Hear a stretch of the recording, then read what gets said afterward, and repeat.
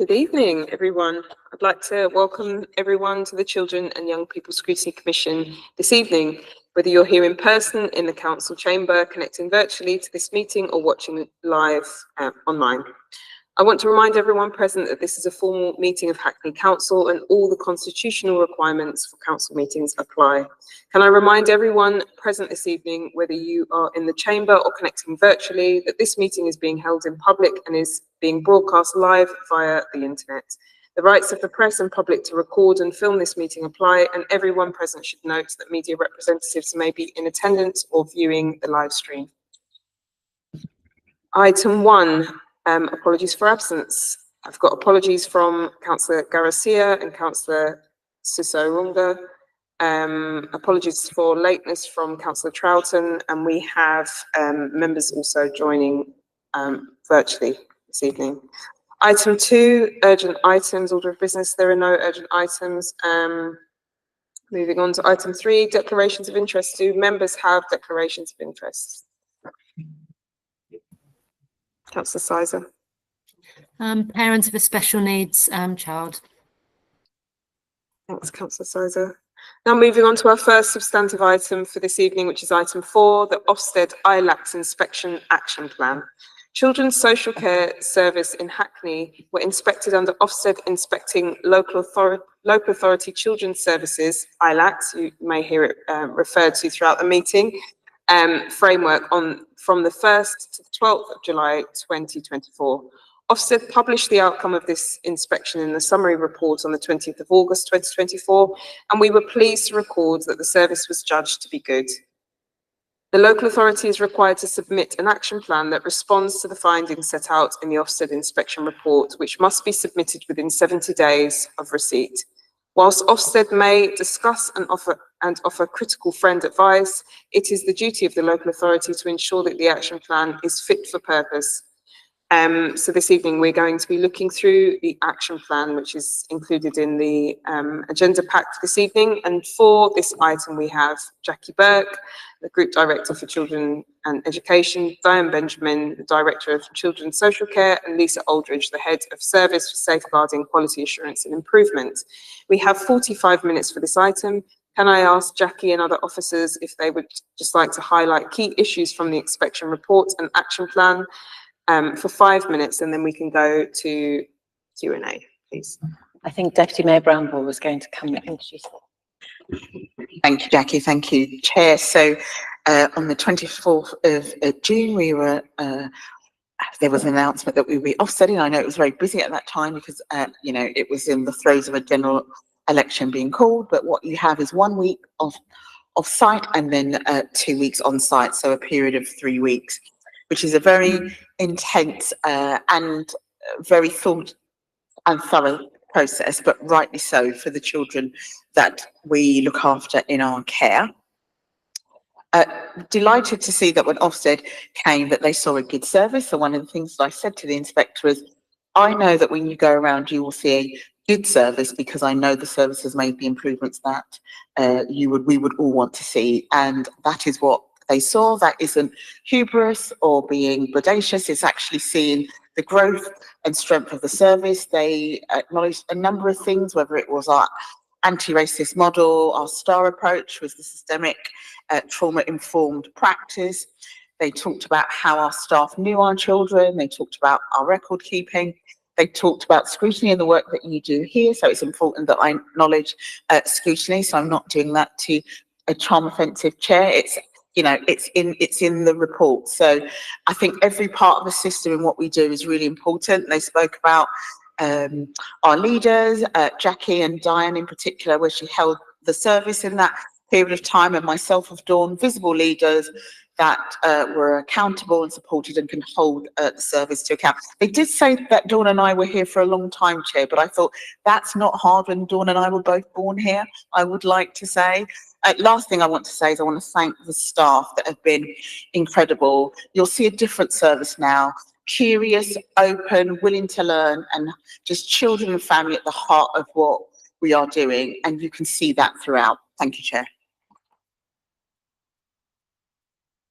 Thank you. Did officers want to come in?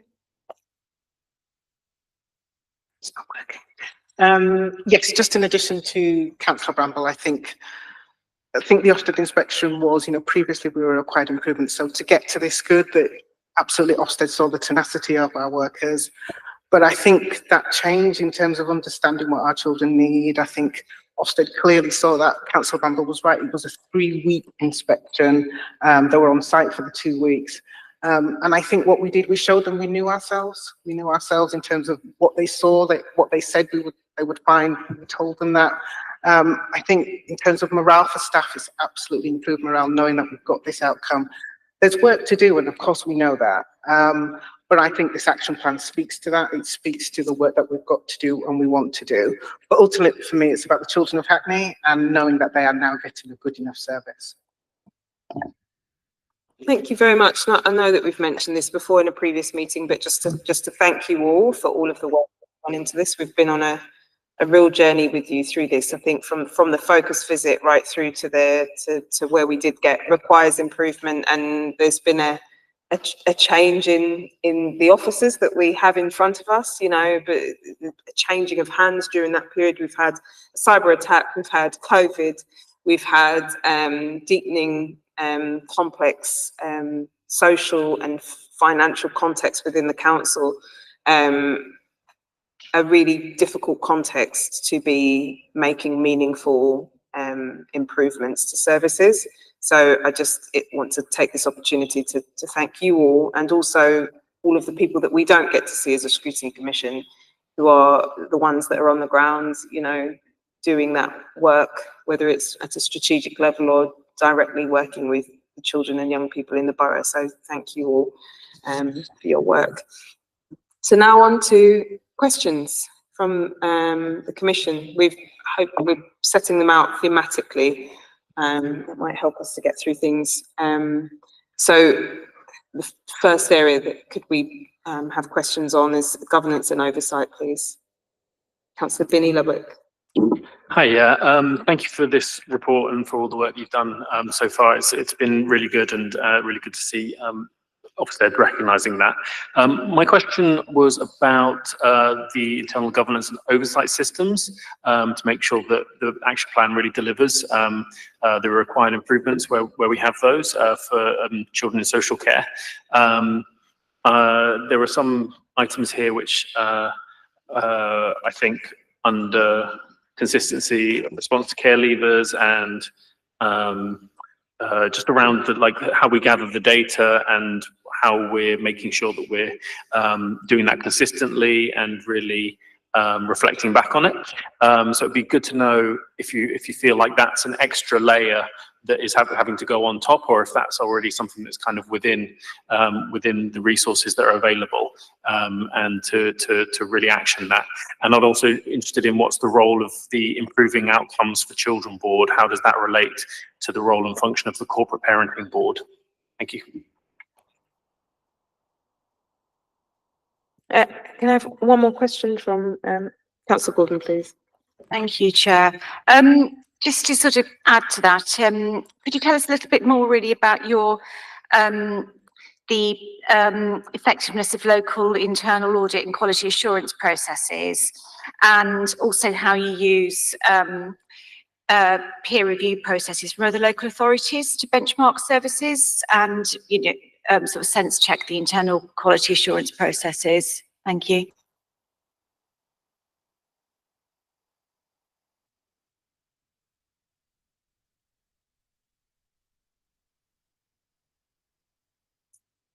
So I'll talk to the first question, and I'll bring Lisa in terms of the quality assurance question. So in terms of the oversight, absolutely, I think we've got the right oversight. We have a improving outcomes board, as you've noted. I chair that, and that's clear for me. It's about the journey of the child through that. So attempting to break down those silos in terms of that service-led work. It's about the child, and so we do that journey through the child in terms of that proven outcomes. We also have corporate parenting board that Councillor Bramble chairs, and again, it's about having that real oversight about making sure we can see the child as opposed to the systems, as opposed to the processes. So I think, is an extra layer needed? No, I think we've got it right. I think there's always there's always room for improvement. And I think we do that constantly when we're reviewing. Improving Outcomes Board, you know, it's been, gosh, for about 18 months now we've had that board, but we're constantly reviewing. We've had external people come in to observe us, and they've noted, we've had outstanding and good local authorities come in and saying there are bits of it that we could change, and there are nuances about that service, about what we do. But I think improving outcomes is just that added, it gives us that added layer in terms of making sure we can see the child, understand the system, understand the processes. And obviously within that, there's the data as well. And we're very clear in terms of our data as well, making sure it's as robust as it can be. I think there are lessons learned. I think our Ofsted inspection said, you know, there are improvements in terms of our data, and I think we're doing that. And I'll bring Lisa, if you can answer the question on the audits. Yes, of course. Thanks, Diane. We were really pleased to see some positive comments from Ofsted about our quality assurance programme and clear oversight of the quality of practice. Oh, you're on mute, Lisa. Sorry, my notepad pressed a button.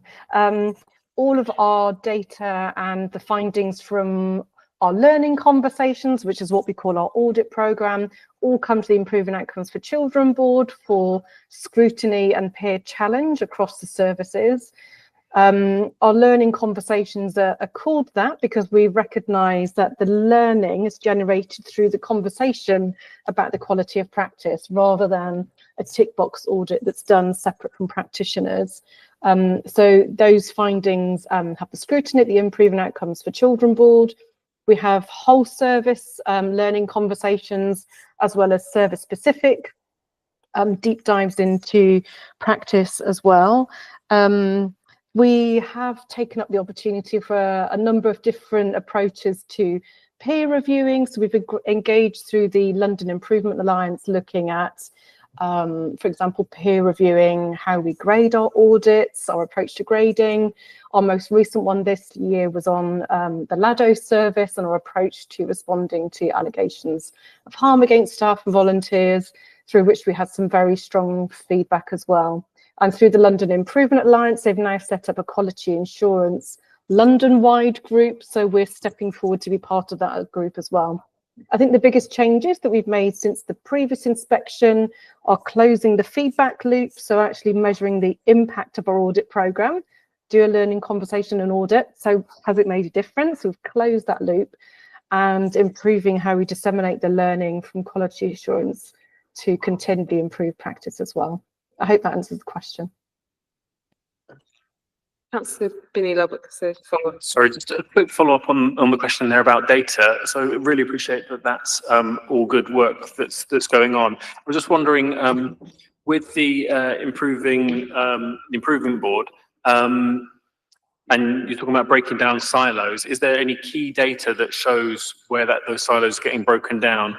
And there is a line in here about linking data across the service, and there's a sort of a time frame for that, January 2025. There's not a sort of a status for that, so I'm wondering what does that look like in practice?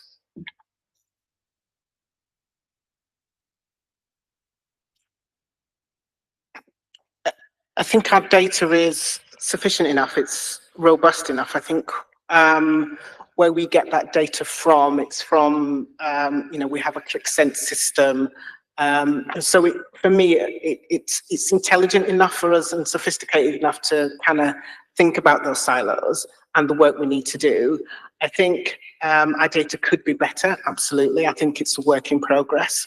I think it's about, you know, it's only been 2 years really since we've been back on Mosaic. So I think there's lots to do the back end of the system in terms of making sure that data is adequate for our practitioners to understand, and also for me to be able to do that rigorous intel with the data. I think in terms of January, that's the aim, in terms of being able to have something that can think on its feet, that can be intuitive in terms of understanding our data. So it's a work in progress for now. I think the data needs to say what it says currently. I think, you know, we've got a data team and we work really well with our data colleagues, but I think, yes, there is work to do. There is improvements to be made on it.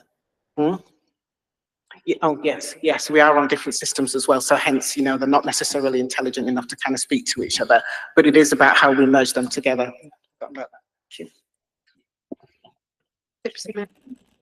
Thank you, Chair. One of the things that you mentioned before, Councillor Elizabeth, around improvements was the timeliness allocation of compensation for care leavers. So one of the things that has happened is the Director, Ricardo, now has set up a board where we're looking at housing and we're working across housing and children's services. So that's one of the ways that we're trying to improve what we're doing.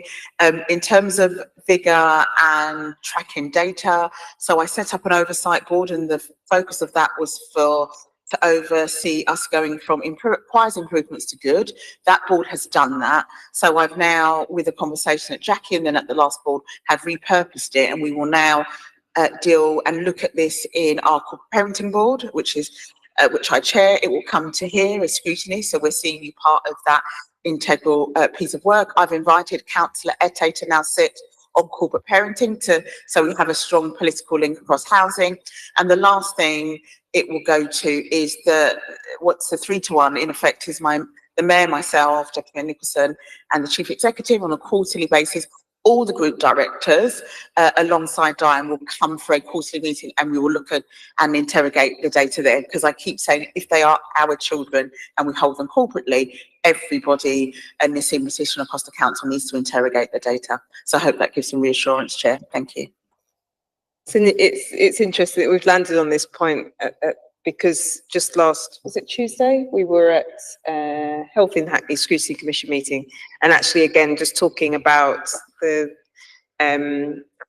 somebody said that they'll talk to you about it, about again sharing more data across that space and identifying the focus of that particular item that we were looking at was around perinatal mental health and understanding those disparities, and why that was of concern for us as a scrutiny commission is because we know the connection between those women in particular and their children who we find in our care system.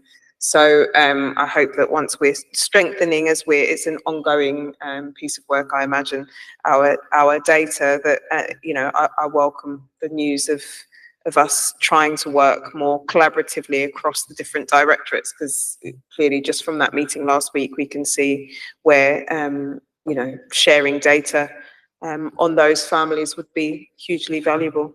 I was just going to say, obviously for me that's the ambition, to be able to have that data, and again once we get it from different services we can understand the need better, and then once we understand the need better we can then deliver better outcomes. But it is a work in progress, and I think it is, you know, certainly for social care, understanding their data, getting it in a place that we understand it, and then being able to share it and then receive data back from other professionals as well, other agencies. And just in terms of that issue, I think, why wouldn't we want to share that data? Because we can understand ourselves better as well and the needs of our children. Thank you very much. Now moving on to questions about support for care leavers. Do we have questions from the Commission? Councillor Ross, please. Thank you, Chair. My question is about the mechanisms that the service is developing or improving to ensure that there is greater multi-agency input and planning for care leavers pathways. And currently, is there an issue of getting multi-agency partners to be involved, or is it that the structures and processes currently are not adequate enough to enable partners to be involved? One more question from Councillor Sizer, and then I will bring Councillor Pinkerton. Thank you so much, Chair. I know that we've done some previous work around living conditions for care leavers, and we're really aware of how much that impacts their well-being holistically. So it's just to check that our care leavers regularly and systematically assessed within their home, so that all social workers or advisors are fully aware of their home circumstances. Thank you. I'll leave you with those two for now and then I'll come back to another round.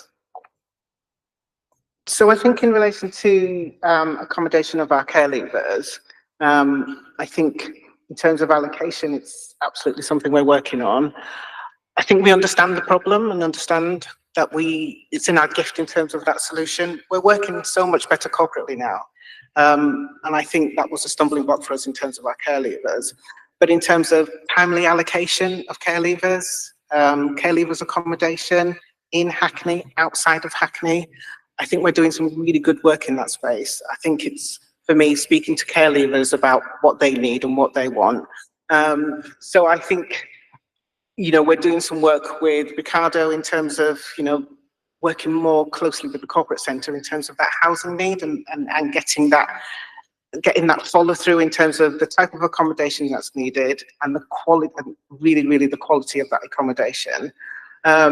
So I think we're getting there. I think this action plan speaks to that. It speaks to our ambition. It speaks to what we need and what we want for our care leavers. And then the other question was around care leavers in PA and their assessments. Again, I think the action plan speaks to that. I think we are looking at ensuring that care leavers are seen regularly.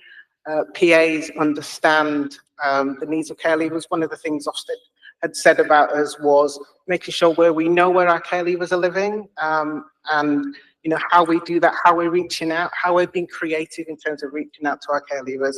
That digital approach, and I think there's something to be said about us understanding how we understand our care leavers and where they are and what they want from us.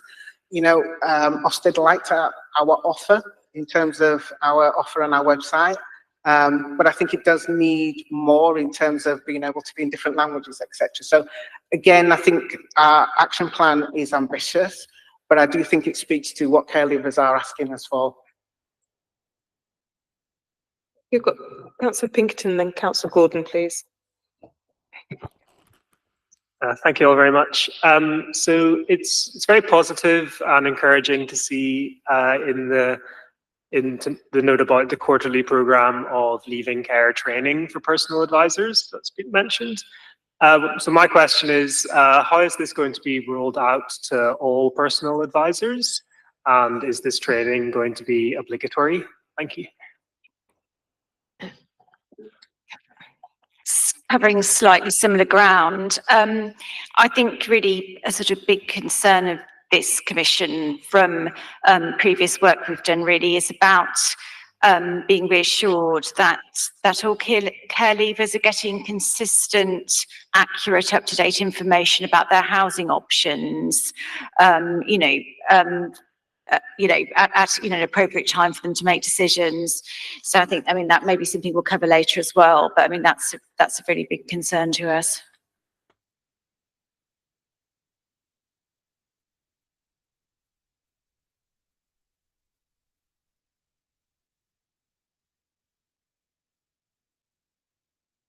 Sorry. Lisa, are you okay to come in on the training point? Yes, thank you for Councillor Conway. Sorry, I went in a bit too quick there. Yeah, it was just to share. So we're developing a bespoke programme for our personal advisors. They've always had access to the plethora of all other training, but it was a helpful reflection on what we need specifically for personal advisors who are differently qualified and looking after, providing support for a particular context of young people in particular circumstances. So we're just scoping out that programme, what the content will be, and it will be an expectation for all of our personal advisors to attend those sessions on a quarterly basis. We'll be growing their learning and development as a cohort, in addition to the other training that they can already attend. So we're hoping to get that programme ready for sort of launch in the new year. And just to clarify, Lisa, will that be obligatory, that training? Yes, sorry, it will be. Okay. Yeah, for all personal advisors, yeah. And will young people, experienced young people, are very much central to sort of determining what that training in terms of what that training looks like. Yeah. Yes. Yeah. We have to do it in collaboration. Yeah. Absolutely. Yeah. And I think just going back to, which I'm sure you'll come to, Councillor Gordon's point on comms, because I think that has struck us about this when we've looked at this item in particular, is the distinction between what we're doing and what young people know and are experiencing.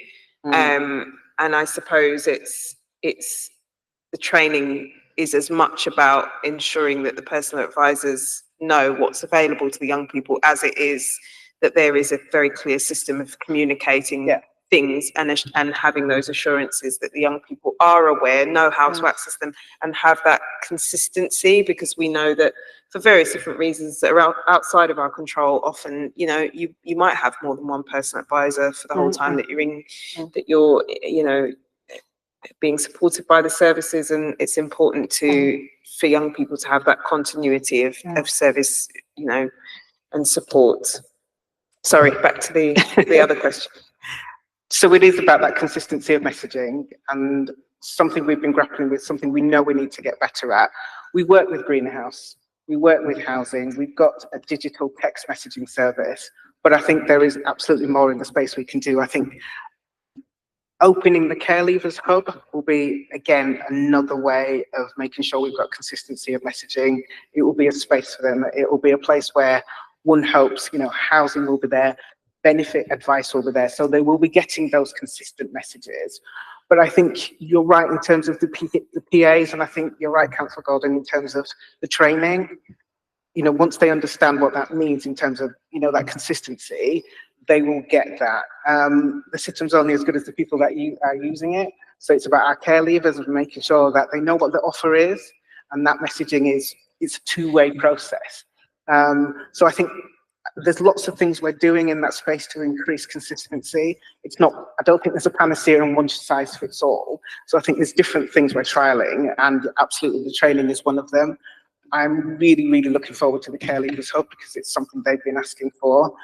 Again, it's a place where they'll get those messages, but we need to hear what messages we're sending, who's sending them.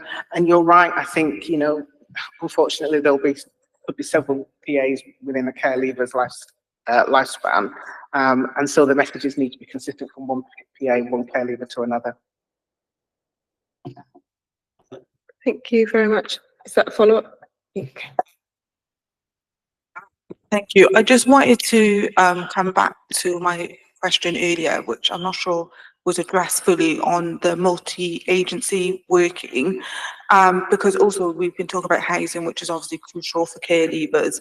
But I'm also interested to hear about, you know, health, education, other services, which maybe that's where the hub will come into play as well. But it'd be good to hear just a bit more about how you're planning to kind of improve multi-agency working. Thank you. Apologies, I'm really struggling to hear, so I didn't hear the beginning of the question, so apologies. So if I think I heard you, it's about that. Sorry, you didn't want to ask another question as well? No, that partnership working and how we hope to improve that, I guess. I think we're doing a lot in that space currently. I think understanding care leavers and following the Ofsted judgment, we were very clear that we all need to lean in when it comes to care leavers. Care leavers needs to be everybody's business. So we're very, very clear on that in terms of we are corporate parents for these care leavers.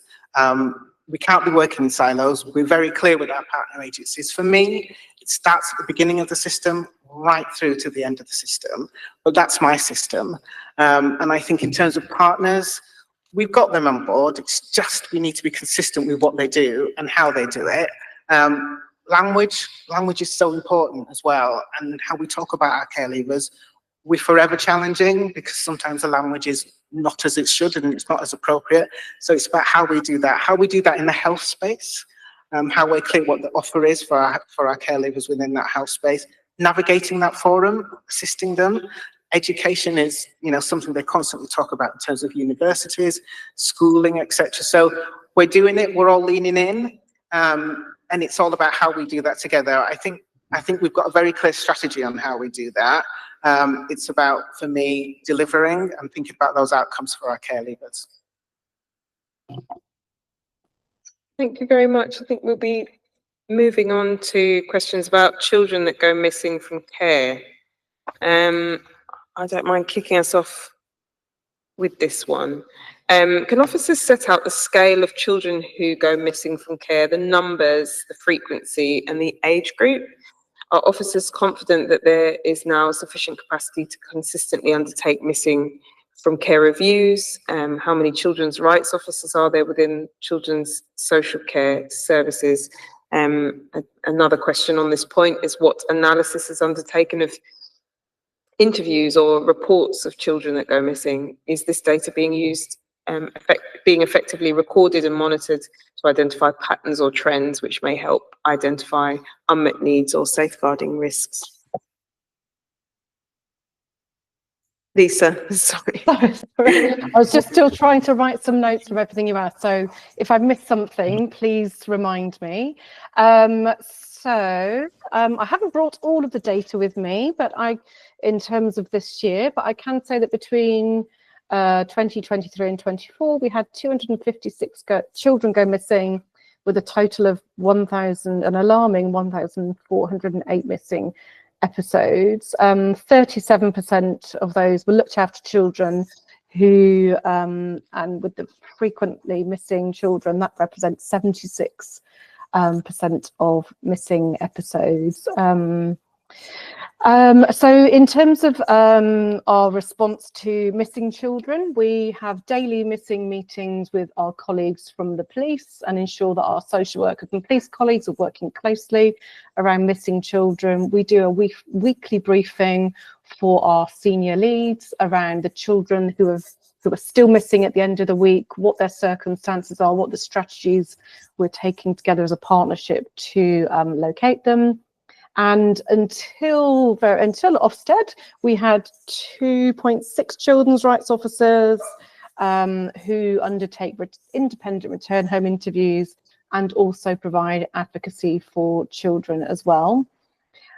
We recognise that we were struggling as a service to ensure a consistent offer of return from missing interviews across the service, and certainly consistent record of those interviews taking place with, for example, maybe a case note or a visit note being used to record that conversation with the child rather than the template that allows us to report on our practice.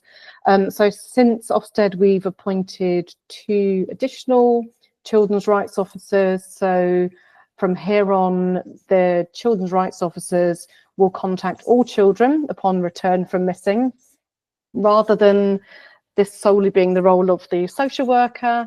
So we've set ourselves some targets to increase the number of children offered return home interviews and the take up as well. We do recognise that for a small number of children that may go missing several times in 1 week, offering a return home interview every time will feel a bit mechanistic to a child. So we will be making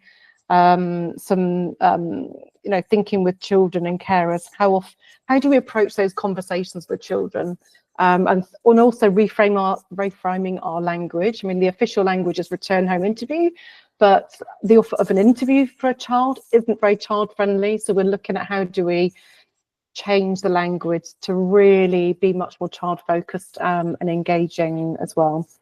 We know from reviewing our missing children and returns that sometimes our return home interviews can be directly impactful with a disclosure made from a child, intelligence shared from police. Sometimes children will simply say, but I was just with my friend, don't recognise themselves as been missing. But I guess referring back to our data and reporting, we've got some further improvements to do on measuring the impact of our return from missing interviews beyond the data too. So that's a priority for the year ahead. I think it might be helpful for the Commission also, Lisa, if you're able to just give us a sense of what these missing episodes, what they actually look like, because I'm sure that many people will be alarmed by the number of instances. As somebody who used to work as an advocate for looked after children, I am less so, because being late home by an hour to your foster carer might result in them having to call the police, because it's like a process that has to be followed, which I think makes it quite challenging. Again, as a parent, thinking about all the times my daughter's been home late by an hour, and many parents will have experienced that. It's very difficult to determine when something is up. we'll never know what has happened during that hour, whether it's just, I do want to just spend more time with my friends. And then also there are lots of instances of young people, I suppose, going back to see family because they've been moved outside of the borough and they don't want to be there and they want to be with their family or friends or in a locality that's more familiar for them. So if you could just sort of help us to better understand what's coming up, what are the themes and trends? Yeah, absolutely. Yeah. So just looking at our missing children data from Q4, 23-24, I'm just looking at here, and out of the sort of 88% of missing episodes were between 0 and 3 days in length. So about, I'm 63, and I'll give you the overall number, were missing for less than 1 day. So that is those children who might be late home from school or said they're going to a friend's and they're coming back late from a friend's. And whether that's the parent or a carer making a decision, actually, this is beyond expected lateness for the child, reporting them missing, and then the child returning home again. The majority are missing for 1 day in length. So that could be a 24-hour period, including being missing for overnight. So that is an additional concern. But we do know from speaking to children on return from missing episodes, sometimes we know where they are. They are with a family member where we don't think that's in their best interest, but safer than being missing without anyone knowing where they are. We do have a high proportion of children who don't understand why we talk about them being missing and why we're offering them a return from missing interview, because they said, well, I've just been with this friend, that friend, stayed overnight with, and my mom, you know, etc., etc. So after those cohorts, the numbers of children who are frequently missing are much, much smaller numbers. So the statutory guidance reflects that sort of need to really ramp up attention and multi-agency strategy to find the child after 72 hours. But of course, within that short time frame, everyone is doing everything they need to do to try and locate that child, phoning them, phoning friends, contacting parents of friends that are known to the child to try and locate them and return them safely home. So it's a varied picture. The children that we do have concerns about extrafamiliar harm are very closely monitored by through the daily risk meetings, through the update briefings to senior members, and through our extrafamiliar harm panel, and where appropriate through child protection plans for those children as well. Thank you, Lisa. Deputy Mayor Bramble. Thank you, Chair. So just to add that I get a report, and I've now added the mayor to that. So every week we know if there are children missing in our care, because I feel that's really important for us to know and to hold. Thank God there are weeks when no child is missing, and that feels, I can't tell you how wonderful that feels. We also get a breakdown of the data and looking at the trends. And I think at least Lisa alluded to what I want to speak about. So the difference between not knowing where those children are at all, or knowing where they are, but they're still recorded as missing because they're not in the home that we've designated for them. So the data is still high and alarming, but sometimes we know where a huge majority of those children are. They're just not in the home that we've allocated for them. So that may add a little bit of reassurance, but of course, any child not where they are allocated to be will obviously continue to be a concern. But all those meetings, what Lisa talked about, is where those children are tracked at a constant and integral part of our weekly dialogue. Thank you, Chair. Thank you very much. Now can we move on to young carers? Do you have any questions from members of the Commission on young carers? Councillor Martin. Thanks, Chair. What improvements are planned to help identify and support children who are themselves carers? And how is information from schools effectively captured and shared with appropriate agencies? Thank you. Councillor Pinkerton for a second question, please. Thank you, Chair. Could you just talk a bit about what is the Hackney offer for young carers, please, and how the local authority is assuring itself that the offer is sufficient and meeting the needs of our child carers? Thank you.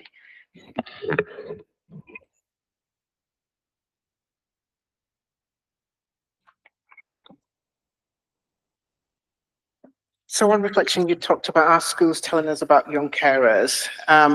Yes, but I think we could do better. I think it's all about identifying young carers. I think this sits in Pauline's service, who's also got Young Hackney in her service. So I think it's absolutely a work in progress in terms of how we do that with Young Hackney. But yes, I think Ofsted kind of highlighted there's work for us to do. I think, again, data, numbers, how we identifying young carers, and then therefore, what kind of service are we offering young carers? We have to be mindful young carer services via consent from parents as well. So that's something that we have to take into consideration. But yeah, I do think we are doing so much better in that space. I think Ofsted highlighted that it's something we knew anyway, it's something we knew how we work with the systems currently in place a little bit better in terms of identifying. But yeah, our young carer service is part of it's on our Young Hackney website. I think it's clear. I think there's certainly more work we can do with our schools. And I didn't hear the other questions. Okay, sorry. And I suppose just thinking again on that comms point, because this is another interesting group of young people. Because I imagine there's lots of hidden young carers. So if the schools aren't sharing that information because perhaps they don't know themselves, you know, because this is the really tragic thing for us, I think, as members of the Commission, the length of time that many of us have been on here and the number of focus groups that we've done. When you go along and you're doing a piece on school exclusions and then you find out that you've got a carer and no one's really picked that up, or that a child's been travelling into school from miles away because they're in temporary accommodation outside, you realise that, you know, that often these things can be missed, but sadly we can see the evidence or the impact of how these things are, you know, affecting their lives through what's going on for them, but they are missed, sadly. Can we, if we've got information on Young Hackney website, how many young people are going on there?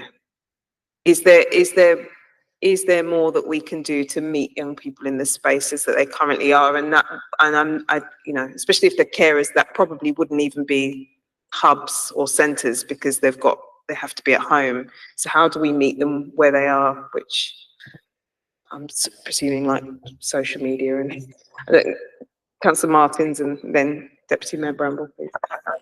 I just wanted to add to that, Chair, in terms of the language when we're talking about young carers, because I think for a lot of carers, they wouldn't identify themselves because they just see it as caring for a loved one, which you do naturally. So I think how can we, I guess, tailor the language so that they understand that what they're doing is actually extraordinary and it's not just looking after a loved one, but actually doing a lot of responsibility that they wouldn't necessarily be doing at such a young age. Thanks. I think it's about early identification, isn't it? And I think schools need to help us to do that. I think Young Hackney is great in that space, but I think you're right. I think you've hit the nail on the head. Some children don't know they're young carers. How do we get them to understand that they are young carers? I think schools, you know, we do a lot of work with schools, but I think it's been very clear, you know, Young Hackney have done lots of workshops, but it's that consistency of messaging so children can understand, actually, I do identify as a young carer. That's me. But I think one session is not enough. So it's about the ongoing messaging and how we do that. And I'm a fan of early identification. How do I work with schools better? I've got my colleague here in terms of how do I do that. So WAMs are in schools and do they do that work as well with us? Yeah. They do strategic work with us. Yeah, but it's about, for me, that consistency and knowing so children can identify and know they are a young carer. Thank you, Chair. So just to pick up on some of that, so I know this got raised before, and schools are doing work, and it normally goes through the Senkos, and the information is given to schools. I remember talking to young people the last time when it came up in schools, and having a discussion around young people if they thought having posters up was the right way, or information when they go and see teachers when they've got something that they want to express, if that was the right way. But Jason and I are happy to go away and have that conversation again with schools. There's a notice that goes out from Jason as the director, and a notice that goes out from me as lead member, so we can always put that information back out to heads, as Jason talked about WAMS, and that's the mental health and wellbeing team in schools. So there are different ways in schools that these are picked up. But because just as children are leaving and new children are coming, or a young person may not be a carer but then becomes a carer in any circumstance, and it's definitely something that we have to continue to revisit. But there is work going on in schools, but Jason and I are happy to go back and just delve down a bit deeper, Chair. Thank you. Yeah. Thank you. Councillor Gordon. Really briefly on young carers, thank you for those reassurances. I'm not really sure whether I know the answer to this, but I have a feeling that maybe the numbers of young people in this situation are increasing following the pandemic, as more, more sort of parents or carers or adult carers of children are living with long-term health conditions. So I don't know whether you've got a sort of idea of the numbers and how that's, whether it's been increasing. Yeah. I mean, I don't have specific numbers, but we're seeing through the front door need has increased, and you're right. I think it is post-pandemic in relation to children's needs as well as adults presenting with needs as well. But I don't have the numbers for you specifically. But maybe our data in terms of what's coming through the front door could give us some themes potentially. Thank you very much. Conscious of time, we've got a few more questions that I think we'd like to get through. We might have to be a bit of a quick fire couple of rounds before we move on to the next item. We've got capturing and holding the life story of children in care. Councillor Sizer, please. Yeah, thank you so much. It's just about the really fundamental role that the life story plays for children in care, and such an important piece of work. So just wondering how we're storing the life story work. Is it digital and real? Thinking about the impact of the cyber attack. And also, how are we ensuring consistency across the board so that it's not just based on who's around at any one time or postcode or anything like that, but that there's a real consistency in life story work for the children in care. Thank you.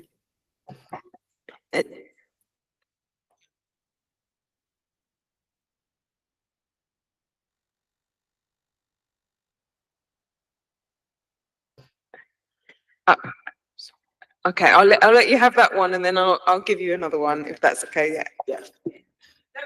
Oh, Go for it. Yeah. okay.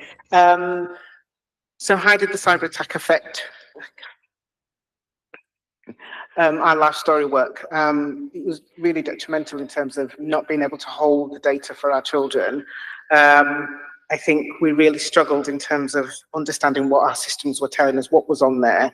But what we've done now is we've rolled out Memory Box, and it is a digital platform where we can hold data for our children, GCSE certificates, photographs. So it's a place to hold all that information. We've just rolled it out in September, and it's about being able to have all that information and have that consistency, regardless of change of social worker, change of PA. It's a digital platform. It's being rolled out just in the care leaver service at the moment. Happy to kind of come back and review and see how that's worked and whether we have impact and whether that's actually had impact for our care leavers. But it's, they'll get to an age where they can request the documents, where historically we haven't been able to hold them. So, really exciting for our children in care and our care leavers, but that life story work starts from the beginning. So it's a space right from the beginning. It's a digital space where we're expecting everybody who's that journey of that child to be able to hold information from pictures to letters to GCSE results to certificates to swimming, badges, whatever. But it's really, really, really enthusiastic about the potential of this moment. It's called a memory box. Thank you for that. And just a slight follow-up question about the cyber attack. Are we, our IT systems supporting children's social care, are they fully operational now?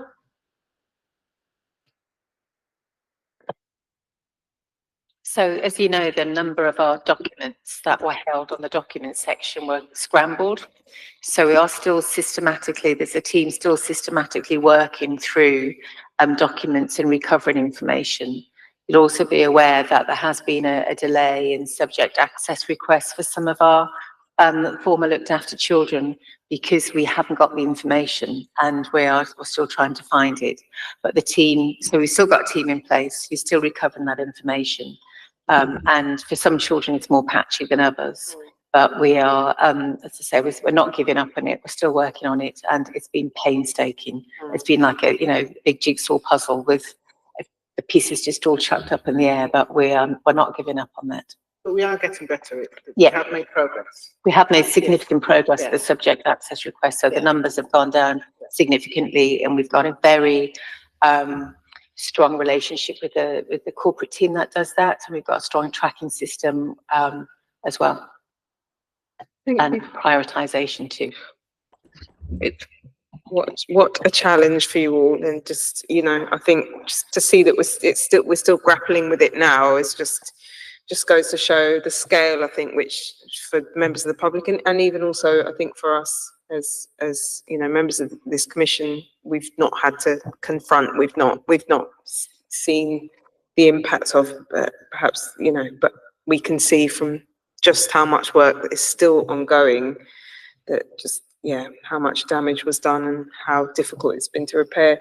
We've got a couple of other questions, more general questions. Do I have any other members of the commission would like to ask any of those? If not, Councillor Ross. Thank you. Can you hear me okay? Is that good? Okay. So my question is around the Ofsted inspection report, which noted that the higher incidence of placement breakdowns and increasing placement instability is after the age of 12. What analysis is undertaken of placement breakdowns, both individually and collectively, to help prevent future breakdowns? Thank you. And then Councillor Pinkerton, did you want to ask a question about good to outstanding? Okay, don't worry. I'll ask another question about in the previous ILACS inspection, November 2019, one of the key findings was that there was insufficient management oversight of cases, which led the council to deploy additional management in children's social care.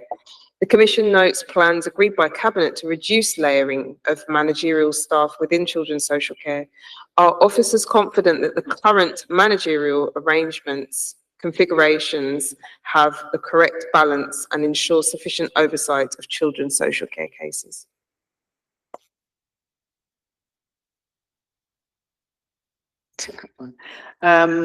So in terms of placement breakdowns, it's really, really complex, as you can imagine. We try and prevent placement breakdowns. I think there's lots of competing factors when we think about potential breakdowns for our children, where they're living, foster carers, need. There are times when children's behaviours warrant them moving from one placement to another. That's not what I would want for our children. But there are times where children are in, I use the word alternative home, again, it's about language. I don't particularly like the word placement, so I use the word alternative home. So when we're thinking about different alternative homes for our children, we've got providers who don't necessarily have the skill set, are unable to manage the risk, and unfortunately we have to move our children. I think it is getting better. I think we're working much better with providers. It is a work in progress. I think we often match our profiles, our children's profiles get matched to particular alternative homes. And then the reality is it's really hard for these providers to meet need. We often are looking for therapeutic homes. They don't often exist, or if they do exist, they come at an additional cost. So I think in terms of, certainly I have management oversight. I'm clear about those placement breakdowns. They come to me. I look at and I agree potential alternatives in terms of those. I think our data is showing it's getting better. I would prefer in-house foster carers, of course I would, for our children. I need to skill up our foster carers to be able to do that. Foster carers need training to be able to do that. So I think I'm aware of the issues. In terms of the solution, I need to be working really, really closely with our providers. I want local providers as opposed to having children having to move away from their schooling, their family, all the connections that they have in Hackney. Hence, looking at building our own children's homes and thinking about what that looks like. But the caveat is, that the children's homes that we do have are for our children with really, really high complex needs. We'll always need providers. We'll always need alternative homes. But it's just about that connection for me in terms of making sure we can prevent breakdown.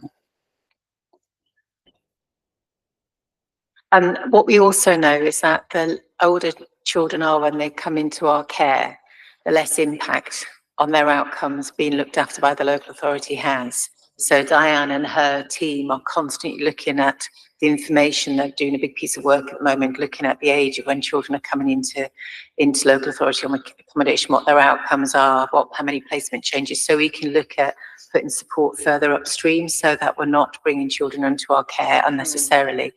And the other thing that Diane is leading with her service is looking at our clinical offer. So and she's worked really hard with CAM's colleagues to look at and with Lisa is leading that part of the service as well, to look at how we are supporting children in their placement. So we've got some highly skilled clinicians who work in children's social care. So our focus for them going forward is going to be, how do we work with children so that they don't need to come into our care and our families? How do we get that support there? And if they do, how do we then support placements so that children are able to be there as stable as possible, so our foster carers really appreciate the support of our very skilled clinicians. And if we have children who are, so some children, when they move around, their mental health support changes with every locality that they might move to. So with our in-house clinicians, we'll be able to have a much greater focus on those children, because the more they move around, then the more the cost escalates as well, and they're not getting great outcomes. So if we really focus the support on helping those homes that are looking after those children do the best they can to support them, then we get better outcomes, we keep down costs, and children aren't just being moved around. So we are giving masses of thought to that currently with Lisa and Diane and her team. In terms of management oversight and what Ofsted said about us previously, I think, yes, it's appropriate now. It feels appropriate in terms of being able to be clear about those lines of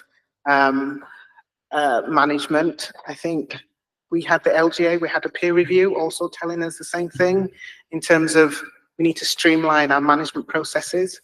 We are currently doing that. But I think there is something around having that clear management oversight. I think it's in place. I think we've got the right structures now.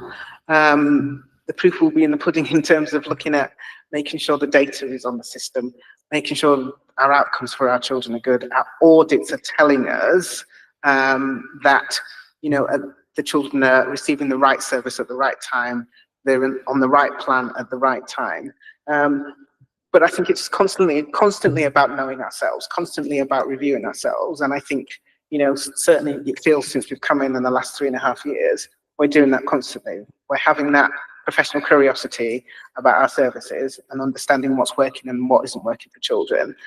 But I think I am clear in terms of the management oversight. I think we've got enough managers in the system to be able to do that. Thank you very much. I think that's the end of questions from the Commission for this item. So I think that we could probably let you go unless you're desperate to stay for the next item. Don't be offended, Mayor Woodley, if they do go. And thanks again. So now moving on to item 5, which is Cabinet Q&A with Mayor Woodley. So Cabinet members who have responsibility for children and young people's service are invited to the Commission annually to enable members to scrutinise services within their portfolio. The Commission may identify up to 3 service or policy areas on which to focus questioning, all of which must be notified to the Cabinet member 6 weeks in advance of the meeting. The Cabinet member is required to give a verbal response and take any follow-up questions.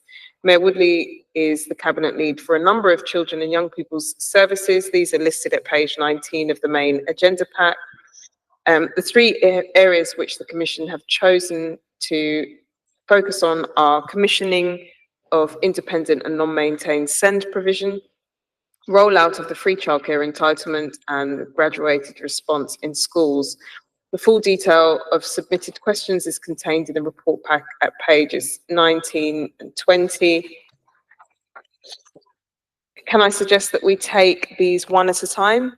If Mayor Woodley would like to respond for 6 to 7 minutes, then members will have some time for follow-up questions. So can we begin with the first question on commissioning of non-maintained SEND services, please? Over to you, Mayor Woodley.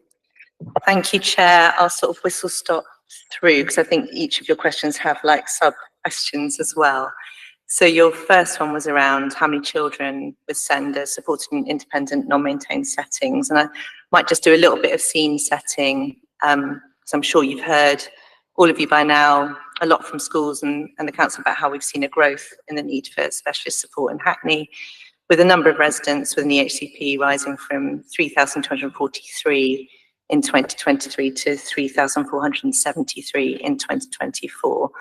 That's equivalent to 4.35% of 0 to 24-year-olds, making Hackney's rate of SEND needs the 13th highest across England.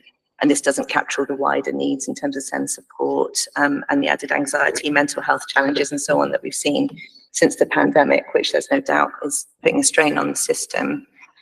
To meet this rising demand in this year's budget, we committed to investing 10.2 million on youth and early help services for families, and that includes activities provided through our 4 youth hubs and our wide network of adventure playgrounds, which I'm really proud and we've managed to sustain in Hackney. We've also put 21 million into our school buildings, including increasing provision for special educational needs and disabilities in the borough, bringing us closer to our manifesto commitment of an additional 300 places for children with SEND in Hackney by 2026. And if we're able to go as far as we'd like with the capital funding that we have, and depending on the suitability of sites, we hope we might actually exceed this number. So watch this space. I may summarise what we currently offer with your permission shortly. So in Hackney, our mission is to provide the best possible support to our young people with SEND. We want all young people to live happy, healthy, independent, safe and fulfilling lives. And to achieve this, we collaborate closely as a local area partnership made up of children, young people, their families, and professionals from education, children's and adult social care and health services and functioning community organisations. My point being, it goes beyond schools.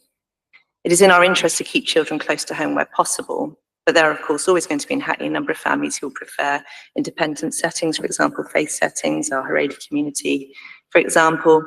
And in some cases, children will require settings that we do not presently have within our maintained system in Hackney. So if I just do a quick sort of summarisation, because I'm not sure everyone here will know what we offer. Across our primary schools, we have 1, 2, 3, 4, 5 primary schools with places for autism, and the places around 10 to 12 in each case. We also have an ARP for social, emotional and mental health at primary level, and also 2 settings for speech, language and communication, each of which have 10 places. At secondary level, which we're really keen to build, we have 15 places for autism, 15 for cognition and learning, that's sort of moderate learning difficulties, and then also a provision for hearing impairment through an ARP with 12 places. And in development, we're looking also at early years. So we're currently working on 12 places for nursery age children with complex needs, 24 places for speech and language communication, and then there'll be a new setting at secondary for SEMH, 30 places, which will be a really big change for us here in Hackney, because SEMH has been something we've not really been able to provide at the level that's needed, and in any secondary school you're going to see quite a high need for that. So to your question, currently 532 pupils attend independent non-maintained special school settings. 309 of these, so a really good proportion of these, attend independent Haredi schools, and that will continue. We're not looking to remove that. Hackney currently supports as I said, 3,473 children with an EHC plan. The percentage of pupils attending in those independent settings is 15.31% of children with an EHC plan. The percentage of children attending independent non-maintained school outside of Haredi schools is 6.4%. You also asked me to set out the total annual amount spent on commissioning external independent non-maintained services, and you asked what proportion of the higher needs budget is this. So I had to ask officers to advise me of this. The reported spend in 23-24 for top-up and other funding, non-maintained and independent providers, was 18.7 million, so it's a substantial amount. This is 29% of the dedicated schools grant high needs block of 64.2 million, and the total is made up of three parts: 16.5 million independent special schools, 0.4 million specialist nursery providers, and 1.8 million independent tuition providers. You also asked me to set out the average cost of placements throughout borough, independent non-maintained placements, and how it compares to average costs in borough. So I've got a chart here, which I can of course circulate, which sets out our sort of additional resource provision costs at an average of 15,000 plus our 6,000 element 2 funding. Of course, it can expand from there depending on specific needs, but as an average, across autism, speech and language, moderate learning difficulties, social, emotional, mental health, and severe learning difficulties, these all come in at an average of £21,000 in borough in our maintained settings. When you go out to the independent settings, this can in some cases double. So in autism, we've got an average cost with transport of 49,617. The speech and language, 55,785. So, you know, you can see the variance there is almost 35,000. With moderate learning difficulties, it's more similar at 22,545. With SEMH, again, it doubles at 51,698. And similarly with severe learning difficulties at 49,391. Once we go out of borough, this can in some cases come down a little. It depends on the setting, obviously. So with autism, our average, and again, this includes transport and additional costs as you go out of borough, we're looking at an average of 37,725, speech and language 28,375, moderate learning difficulties 34,702, social, emotional, mental health 40,379, and severe learning difficulties 48,423. So it kind of, the case is clear for increasing that in borough maintained provision, and we're still absolutely ambitious to do that and to continue doing that. One thing I will say, that in terms of some of the in-borough independents, there are some that we support very directly. So side by side, where you see a lot of our children from the Haredi or Jewish, sort of more orthodox communities, we have given capital funding to them. They've got a new building. It's, I suppose, not new now, but we saw it being built, and it was exciting to see that development and to have that closer engagement with children in the Haredi community. And we continue to work very closely with them. We're also proud of, you know, our relationship with the Boxing Academy, who we've got a really long-standing relationship with. And there are others, both in borough and out of borough, who we will likely continue to work with, particularly where needs are so complex, until we perhaps provide new accommodation for them. We'll have to continue that relationship. But I still think overall we can reduce it the more we bring in our own additional resource provision. You asked me to explain what contract monitoring takes place to obtain assurance that children placed in independent, non-maintained settings out of borough are placed in good quality settings. And you also asked about commissioned independent non-maintained placements and whether they offer value for money for the council. So obviously this is something that we have to check. And we basically ask school providers to complete the National Association of Special Schools, or the NAS contract. Contracts are reviewed annually and consider key elements of delivery, which includes attendance levels, value for money and provision. Providers are challenged on the delivery of these contracts. For example, if low attendance persists for an individual child, contract monitoring meetings will take place. All of the settings in Hackney are visited annually by a senior contract monitoring officer. And this helps to strengthen relationships as well as provide oversight. The council is part of the Children's Cross-Regional Arrangements Group, or CRAG. This group is a commissioning partnership of 34 local authorities working together to source and commission placements for children both in the care and education sector. And CRAG manages fee uplift requests and quality assurance monitoring for the majority of providers, and if you like, gives that sort of benchmarking cross-reference point that we would need if we're not to feel sort of completely powerless and isolated. You also asked me to update the Commission on measures to improve commissioning arrangements of independent and non-maintained SEND placements in relation to financial control and quality monitoring.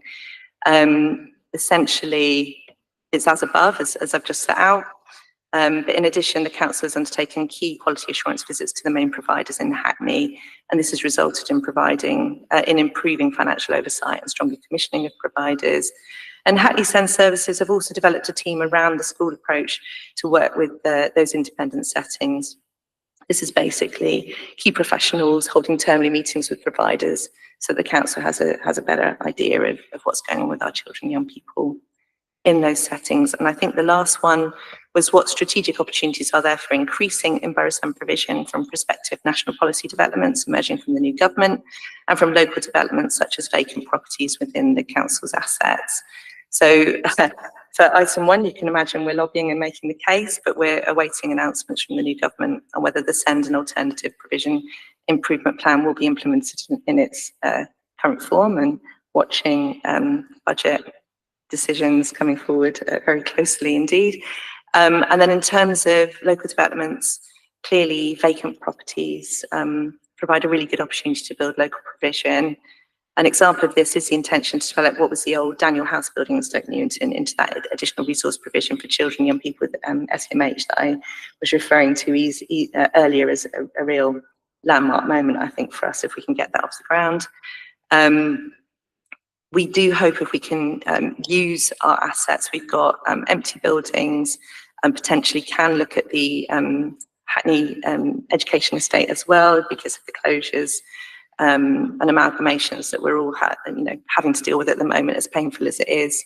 But we do think we could create at least one additional special school, potentially 2, depending on capital funding coming down the line, and convincing ourselves that it's the right good value for money and the right thing to do. But we've been scoping that out and hoping we can make that work, navigating around the free school presumption, looking at the current relationship we have with the garden school and pavilion and how that's worked as a sort of under one sort of executive head, and seeing whether we could kind of continue that approach, but it's all work in progress. So that's one. Thank you so much. Much appreciated for your really detailed answers to each of our numerous sub-questions. Questions from the Commission. Andy first, please. Thank you very much, Mayor. I must say that I'm heartened by the commitment that you've just expressed there for the expansion of the provision for special needs ARP provisions within the borough. I do know that you mentioned that there were new provisions for secondary, which I warmly welcome. You mentioned 30, I think that's Stoke Newington, and then there's another provision coming online. But when I compare that to the numbers that you've described for the primary sector, I just wondered, what plans do you have to ensure that those primary students, school students, once they've left that sector, what provisions do you plan to ensure that they have that continuation of support going forward? So that's my main question. And the other is around, you mentioned having to procure services out of borough. I would imagine that is that because that is down to parental preferences, or is that down to the inadequate placements that you have within the local authority.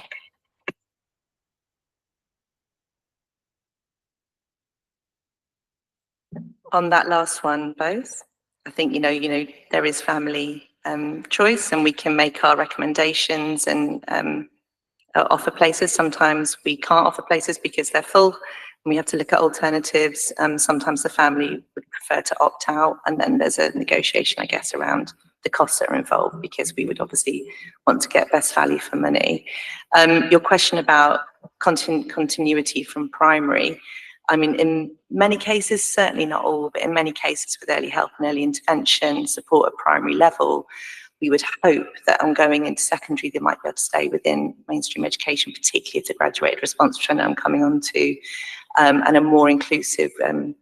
Mayor Bramble and I launched a whole inclusion charter, as you know, around race and SEN. So the dream is that the mainstream settings would be able to accommodate some of those primary children who, with that early intervention, early help, will be able to cope in mainstream.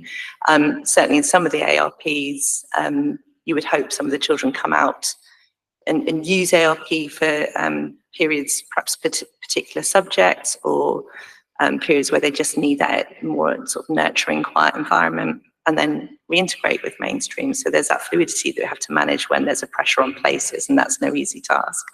But, as I say, we also want to invest in increasing that and having more places in secondary schools. So we'll be watching where that capital funding comes in. I sense you're preparing a bid as I speak, so you're nodding.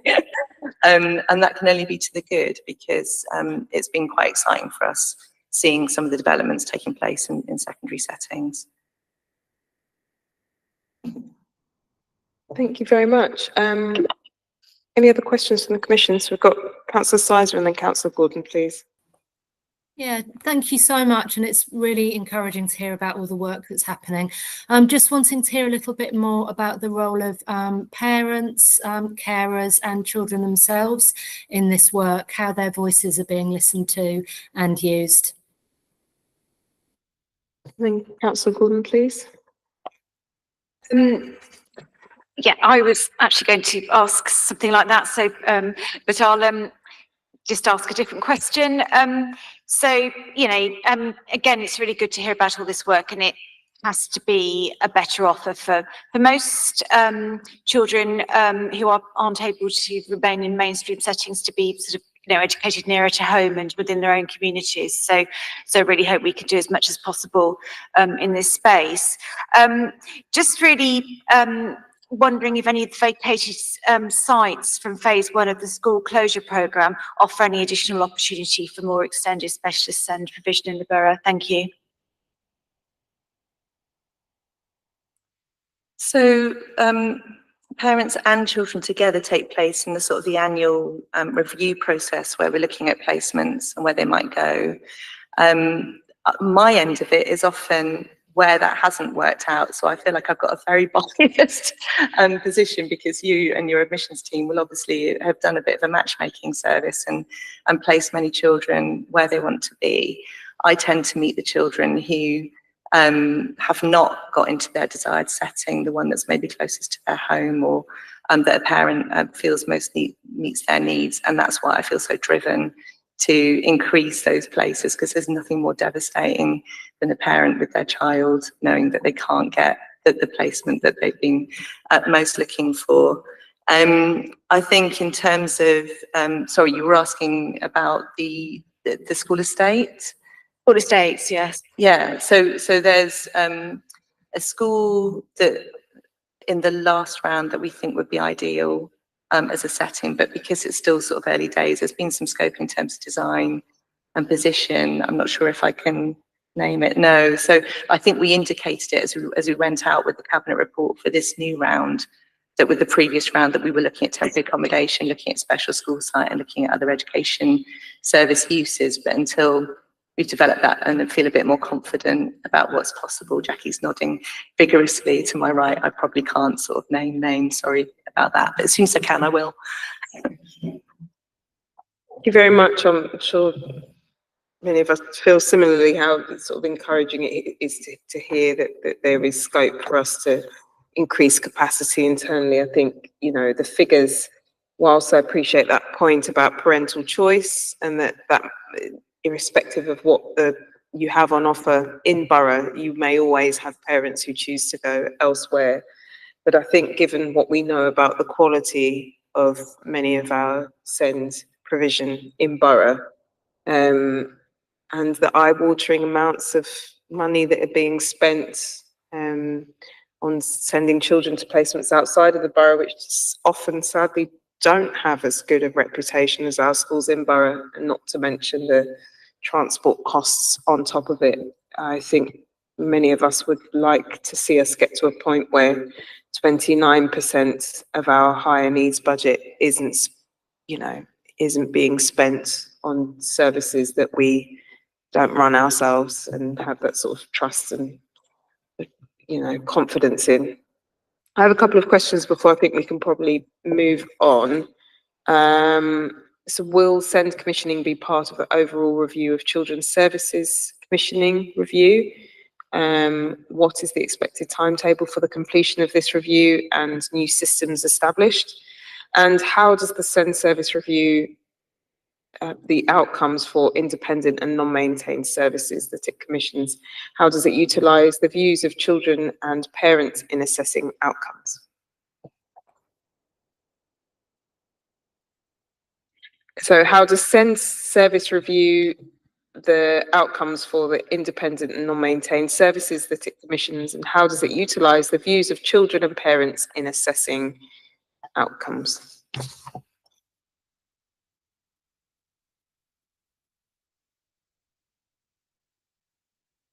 So to your first question, I heard a resounding yes from Jackie in my ear. So it will be part of the review. And did you just say you're recruiting Head of service tomorrow? the head of service Okay. tomorrow? There you go. So I guess we've got somebody coming in to take direct responsibility for that. In terms of the service review outcomes, is that to do with the independent settings? Because I talked to you about the monitoring that we go through in the annual review and the visits on site, which is our sort of quality assurance and our monitoring process. So I suppose how do we utilise the views of children and parents in assessing the outcomes? Well, because they're part of those annual reviews, so Okay. they feed into, I guess, the extension of that placement, or if they want to go there in the first place. So they do the visits, and they get to make a sort of commentary on that level. I don't think they get into the sort of the technicalities of what's on offer. They give you their lived experience, which is, you know, really important to us. They help us, I suppose, to build quite a comprehensive picture of those independent settings. Yeah. Would you say? Yeah. Okay. Thank you. Councillor Pinkerton. Just quickly on that, you said that the average costs in the independent schools for this support is quite a bit higher. I just wondered, do we kind of have general ideas about why it is higher in those settings? Thank you. Well, we could talk about capitalism and supply and demand. I mean, I think it's just, you know, these are specialist places. They cost quite a lot to provide that kind of wraparound care. And some of the children have very, very complex needs. So that means that they're being attended to by, you know, a number of professionals. And that would be, I think, the argument given by those settings for why the costs are so high. Obviously, I'm very, very keen to get to a place where we don't need to send children to those independent settings, but we'd have to match that quality of educational and sort of wraparound care support here, which in many cases I think we do. Our special schools are good and outstanding. Our ARPs are, it's been a point of pride developing those, with a little bit of capital funding to make adjustments and to bring in that specialist support. I would have liked to have come back here and been able to demonstrate how much we'd reduced the amount of spend we're putting out of borough, because that's been my kind of investor save approach with creating this additional resource provision. And I think, you know, again, the case is very clear as to why we'd want to do it in terms of, you know, finances alone, but also the better experience for the children. But in fact, we've seen demand rising so steeply, and I think there's a lot of work that has to go into understanding why that is. Could be around children surviving birth in a way that they might not have done in the past.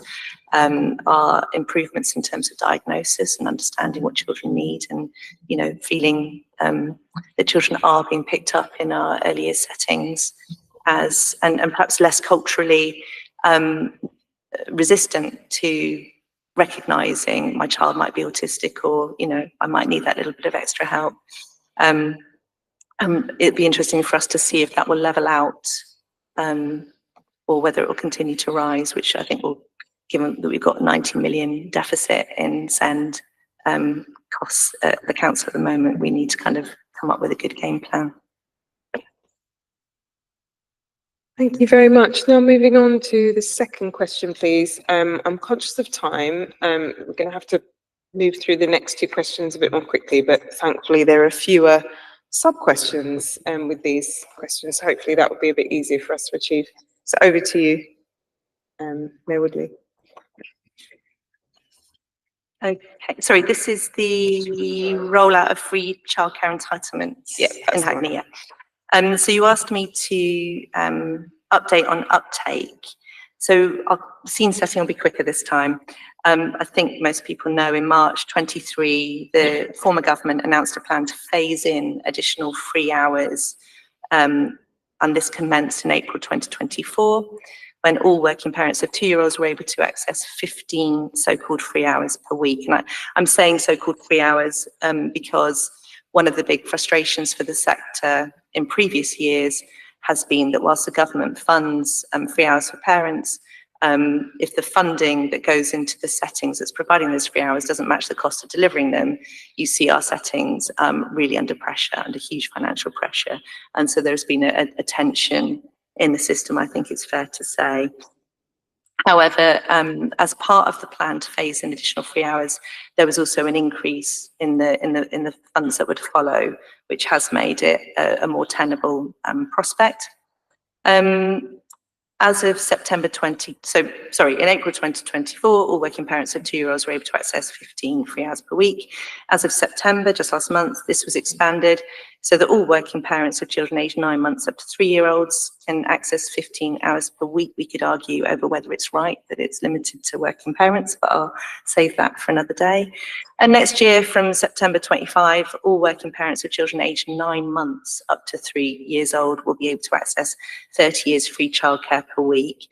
And the argument, I mean, aside from the additional cost that this would bring government, the argument that was made that this would bring so many new children into the system, would be difficult for us to accommodate them, that this is why it's been phased. We have another year before that comes in. So in Hackney, we saw 677 codes issued to newly eligible 2-year-olds, of which 572, so that's 84%, were validated by settings for the period April to July 2024. By September 2024, 1,257 codes have been issued to children 9 months to 2 years. And of these, 847, so that's 67%, have been validated by settings.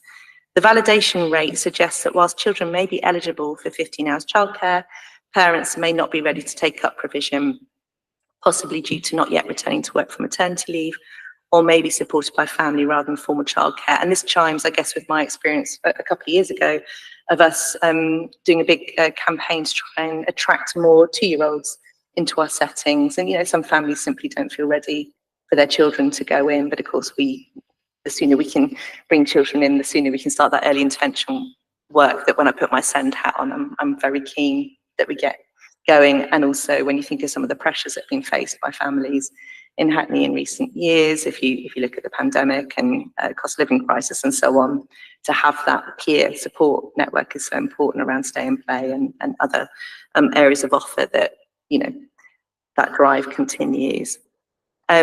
We've not received any information about parents being unable to find a place, and this may suggest that the majority of new codes have been issued to children already accessing childcare, and we've not received any notifications from settings about not being able to meet the needs of parents accessing their setting.